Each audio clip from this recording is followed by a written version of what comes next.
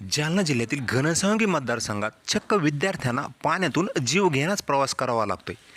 जालना जिल्ह्यातील घनसावंगी मतदारसंघातील बनगाव ते दहेगाव या महत्त्वाच्या महामार्गावर असलेल्या ओढ्यावर बांधण्यात येणारा पूल गेल्या अनेक वर्षापासून अपूर्ण अवस्थेत दिसून येतो। या पुलाच्या कामात झालेल्या ढिसाळ कारभारामुळे स्थानिक नागरिकांबरोबरच शालेय विद्यार्थ्यांनाही सतत जीव धोक्यात घालून प्रवास करावा लागतोय असं दिसून येते। गेल्या महिन्याभरापासून सुरू असलेल्या सततच्या मुसळधार पावसामुळे या परिसरातील सह तालुक्यातील शेतीपिके फळबागा यांचे प्रचंड नुकसान झाले। शेतकऱ्यांच्या जमिनी खरडून गेल्यात। दररोज सकाळी व संध्याकाळी या ओढ्यावरील पाण्याचा प्रवाह इतका तीव्र असतो की पादचारी व वाहनधारकासह शालेय विद्यार्थ्यांना तारेवरची कसरत करून हा प्रवासच करावा लागतोय। अशाच ताज्या घटना घडामोडीसाठी वास्तव न्यूज मराठीला सबस्क्राईब करा, लाईक करा, कमेंट करा व शेअरही करा।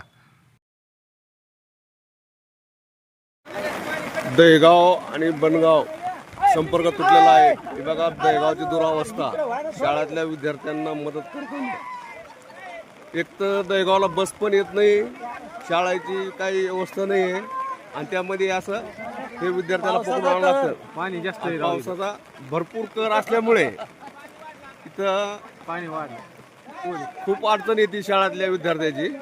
ही अशी घंटा चालला का आता कसरत घ्यावं लागते शाळेतल्या विद्यार्थ्याला आणण्यासाठी। एवढं शासनाने याच्याकडे लक्ष द्यावं।